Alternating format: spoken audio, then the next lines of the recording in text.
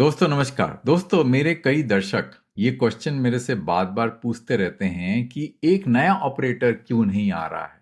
क्योंकि अगर Vodafone idea को इतनी तकलीफ है, बीएसएनएल परफॉर्म नहीं कर रहा है, तो एक नया ऑपरेटर आ जाता है मार्केट के अंदर में। वो भारती रिलायंस जियो के साथ में मार्केट को जो है वो होल्ड करेगा। और इससे क्या होगा कि जो कंज्यूमर्स हैं उनको एक अच्छा विकल्प मिलेगा, अच्छे सर्विस का विकल्प मिलेगा।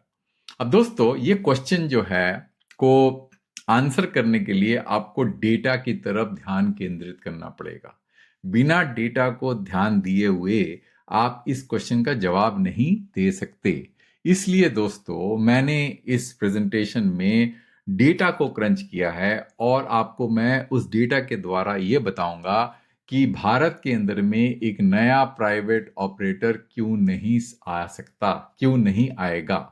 आप कुछ भी कर लीजिए, नहीं आएगा। उसका पूरा का पूरा जो है विश्लेषण मैं इस वीडियो में करने वाला हूं। तो दोस्तों पहला तो आप ये वाला जो मेरा एक्सेल शीट है उसको पे ध्यान केंद्रित करिए। ये TRAI का डेटा है, ये मैं एक वीडियो में ऑलरेडी दिखा चुका हूं।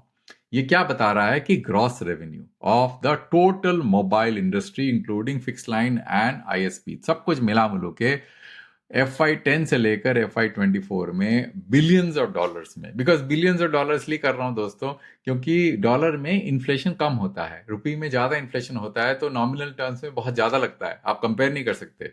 तो अगर आप देखें $25 बिलियन रेवेन्यू हुआ था टोटल मोबाइल इंडस्ट्री का फाइनेंशियल ईयर FY10 में।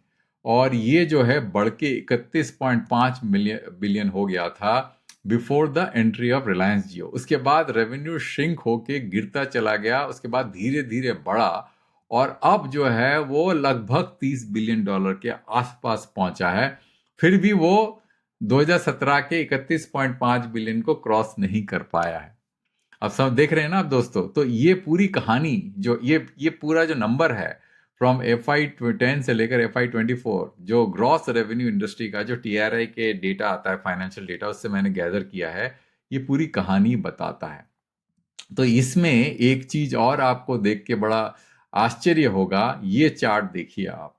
अब इस चार्ट में मैंने क्या किया है, जो GDP है, इंडिया का जो GDP है, उसको नॉमिनल टर्म्स में, डॉलर टर्म्स में एक रेफरेंस बना दिया है इंडेक्स 100 इन FY20। तो दोनों बराबर कर दिया है। टेलीकॉम रेवेन्यू को भी 100 का इंडेक्स दे दिया है और GDP का भी इंडेक्स 100 दे दिया है। अब इसमें जो दिखेगा आपको, जो ये टेलीकॉम रेवेन्यू का ये जो है नीला है और ये GDP इस कलर का है।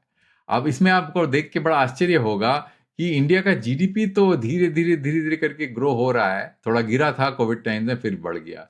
अब टेलीकॉम रेवेन्यू देखिए कहाँ जा रहा है, बिल्कुल स्टैग्नेटेड है, मतलब GDP का ग्रोथ को फॉलो नहीं किया। तो इससे पता चलता है कि टेलीकॉम इंडस्ट्री जो है कितना ज्यादा सिक है, कितना परेशान है सर ऑपरेटर्स टेलीकॉम इंडस्ट्री में। और रेवेन्यू ग्रोथ बिल्कुल नहीं आ रहा है, एग्रीगेटेड रेवेन्यू ग्रोथ सब जो है, जितने भी स्टेक होल्डर्स हैं, जितने भी ऑपरेटर, सबको मिलके। नहीं तो इस तरह का परफॉर्मेंस कोई भी इंडस्ट्री को ये बताएगा कि इन्वेस्टर्स जो है उस टेलीकॉम इंडस्ट्री से भागेंगे। मतलब उस सेक्टर में जहां पे ओवरऑल पाई इंक्रीज नहीं हो रहा है, बिल्कुल फ्लैट है, तो ऐसे जगह सेक्टर में लोग इन्वेस्ट क्यों करेंगे, आप सोच के देखिए। अब इन्वेस्ट इसलिए कर रहे हैं कि कुछ ऑपरेटर्स जो हैं दूसरे ऑपरेटर के ऊपर चढ़ के उनका रेवेन्यू छीन के बड़े होते जा रहे हैं, इसलिए एक स्पेसिफिक ऑपरेटर में इन्वेस्टमेंट आ रहा है, बाकी ऑपरेटर्स में इन्वेस्टमेंट नहीं आ रहा है। वो स्ट्रगल कर रहे हैं क्योंकि GDP का ग्रोथ कर्व तो बड़ा ही नहीं है। GDP के ग्रोथ से जो है टेलीकॉम इंडस्ट्री कोरिलेट करता ही नहीं है। तो इसको साफ देख के आपको पता चलेगा कि ये कहानी कितनी दर्दनाक है। और एक और चीज दोस्तों, ये डेटा जो है आप को शायद आपको नजर नहीं आएगा, मैं इसको जो है ब्लो आउट करके दिखाऊंगा डिफरेंट चार्ट में। ये क्या है आपका जो डिस्पोजेबल इनकम है, देखिए 1999 में जो डिस्पोजेबल इनकम था इसका, ये आपका अर्बन कंज्यूमर का मंथली जो है, मंथली पर कैपिटा कंजम्पशन, मतलब इनकम नहीं, कंजम्पशन मान लीजिए 855 रुपए था, जो कि 2024-25 में बढ़ के कितना हो गया, नॉमिनल टर्म से बात कर रहा हूँ, 7,078 रुपीज हो गया पर मंथ, राइट, पर पर कैपिटा। अब रूरल में कितना हो गया दोस्तों? रूरल में आप देखिए, ये था आपका, फिर भी मैं इसको थोड़ा सा वो कर देता हूँ, I just make it a little bigger. तो रूरल में आप देखिए, ये आपका 486 था, ये बढ़ के 4247 हो गया है। तो कहानी क्या है? कहानी आपको इस चार्ट में नजर आएगा। अगर मैं telecom versus GDP versus disposable income, right, इसको अगर मैं कंपेयर करूं, और अगर आप देखें क्या होगा इसमें, और दोनों urban and rural disposable income, तो ये पहला वाला जो है आपका टेलीकॉम रेवेन्यू इंडेक्स है, ये जीडीपी का जो है 100%, बिकॉज स्टार्टिंग ईयर है 2010। उसके बाद ये अर्बन इनकम है और कंजम्पशन है, मतलब एक्चुअली कंजम्पशन है, और ये रूरल कंजम्पशन है। तो आप देखें कि अर्बन कंजम्पशन जो है इतना हो गया बढ़ के, रूरल कंजम्पशन इतना हो गया 2024 में, जीडीपी जो है इतना टाइम्स बढ़ गया, और टेलीकॉम का रेवेन्यू कितना बढ़ा इंडेक्स टाइम में? इतना। तो जब टेलीकॉम का रेवेन्यू बढ़ा ही नहीं, यहां से लेकर सिर्फ इतना बढ़ा, और बाकी जो है वो उसके कंपैरिजन करिए आप, तो आप टेलीकॉम इंडस्ट्री को कैसे आकलन करेंगे, कैसे एनालाइज करेंगे, किस तरह से बोलेंगे कि ये टेलीकॉम इंडस्ट्री जो है सक्सेस स्टोरी है कि फेल्ड स्टोरी है? मेरे हिसाब से ये फेलियर है। देखने में हमको लगता है कि सक्सेस है, पर telecom industry is the most stressed out industry of all the sectors. बाकी सेक्टर को मैंने इस तरह से कंपेयर नहीं किया, पर टेलीकॉम का स्टोरी तो आपके सामने नजर आ रहा है दोस्तों। तो ये एक बहुत ही दर्दनाक कहानी है ना? और हमको क्यों नजर नहीं आता? क्योंकि हमको कुछ नए सेवाएं नजर मिलती है जो कि हमने पहले एक्सपीरियंस नहीं किया था। मतलब अब देखिए, अब आप क्या बोलिए, मतलब जैसे कहते हैं ना कि आपको कुछ भी एक्सपीरियंस नहीं मिला, कुछ मिल गया तो आप उसी में खुश हैं, पर आपको और अच्छा मिल सकता था, पर क्यों नहीं मिल रहा?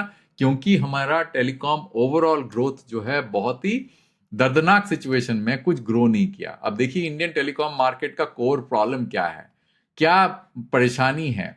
क्योंकि यूएस डॉलर में 25 बिलियन का इंडस्ट्री बढ़ के सिर्फ 30 बिलियन हुआ 2024 में, और उस टाइम में जीडीपी जो है डबल हो गया नॉमिनल टर्म्स में, इन डॉलर टर्म्स में। इनको इनकम जो हुआ, डिस्पोजेबल कंजम्पशन जो है वो 3.6 टाइम्स एंड 4 टाइम्स बढ़ गया, but telecom revenue only rose 18% in 14 years. तो telecom is the only major sector वो जो कि अलाइन नहीं है इंडियन इकोनॉमिक राइज से। आप बोलते हैं ना टेलीकॉम बहुत सक्सेस स्टोरी है, हमने ऑक्शन से बहुत सारा कलेक्ट किया, बहुत पैसा कलेक्ट किया।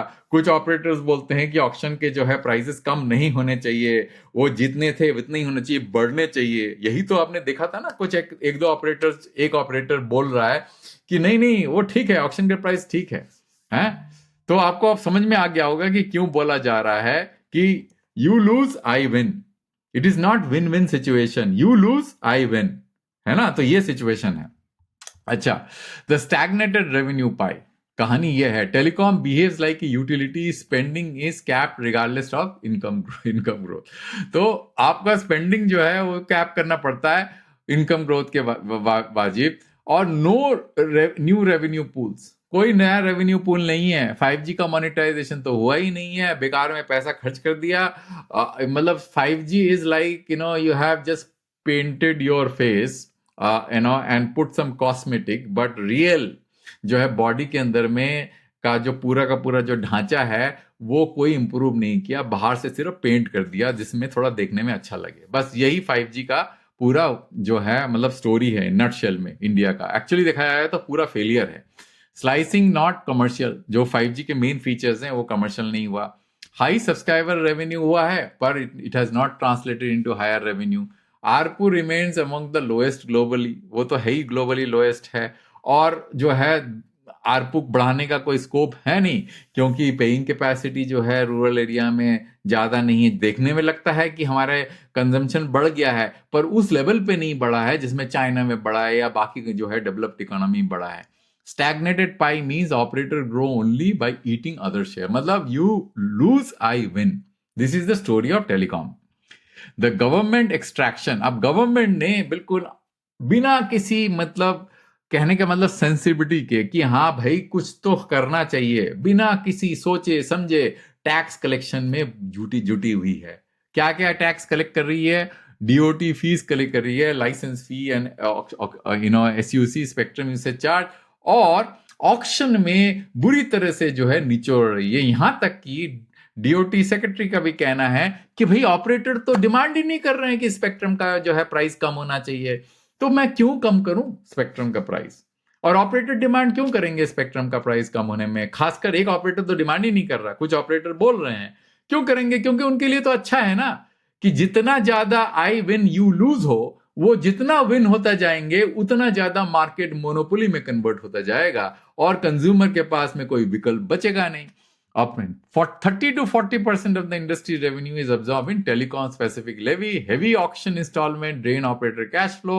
India now has become the highest spectrum cost global. मतलब इंडिया का जो स्पेक्ट्रम ना हुआ, पता नहीं क्या हो गया। मैंने आपको एक वीडियो में दिखाया था ना, इसी शीट में चलते हैं कि जो टोटल ऑक्शन आउटफ्लो है 2010 की, मतलब कमिटमेंट है, आउटफ्लो नहीं, कमिटमेंट है 2010 से लेकर 2024 तक $87 बिलियन है, और वो ग्रॉस रेवेन्यू का, मतलब ग्रॉस रेवेन्यू से डिवाइड करेंगे तो 21% आता है। ग्रॉस रेवेन्यू तो बढ़ा हुआ होता है, एजीआर से करेंगे तो ये नंबर शायद 25% आएगा। आप सोचिए, AGR is the right benchmark, ये तो ग्रॉस रेवेन्यू है $420 बिलियन, ये सबका एडिशन। तो आप समझ सकते हैं कि कितना पैसा हमने ऑक्शन से कलेक्ट कर लिया। India is the highest cost globally, high taxation, surplus investment in the new एंट्रेंट।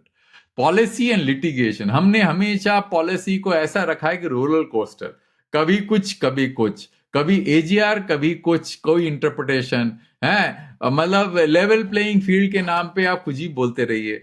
तो regulatory ambiguities, merger, spectrum trading, satellite spectrum, frequent policy shift, disturb operator planning, uncertain regulatory climate, repel foreign investor, sector has become the sector framed as success story but structurally underperforming. So why India cannot sustain a new operator? Revenue pie is flat, no expansion to accommodate a fourth player. Existing operator grow only by taking each other revenues. High levies, high capex, litigation cost, unattractive economics. तो ये problem है दोस्तों। New entrant would bleed cash for years, कोई upside नहीं होने वाला है। Fixing policy and stabilize the market matter more than adding a weak new player. So end में दोस्तों मैं ये कहना चाहता हूं कि टेलीकॉम देखने में सक्सेस स्टोरी लग रहा है पर एक्चुअली में है नहीं, क्योंकि जब तक सारे प्लेयर्स जो कंट्रीब्यूट करते हैं सेक्टर के अंदर में वो नहीं ग्रो करें, तब तक उस सेक्टर का कोई मतलब नहीं। एक दो प्लेयर के ग्रोथ से सेक्टर का सक्सेस को नहीं नापा जा सकता, क्योंकि उससे सिर्फ मोनोपोली क्रिएट हो सकती है। तो अंत तक देखने के लिए बहुत धन्यवाद दोस्तों। मैं एक वीडियो दूसरे टॉपिक में जल्दी लेके आऊंगा।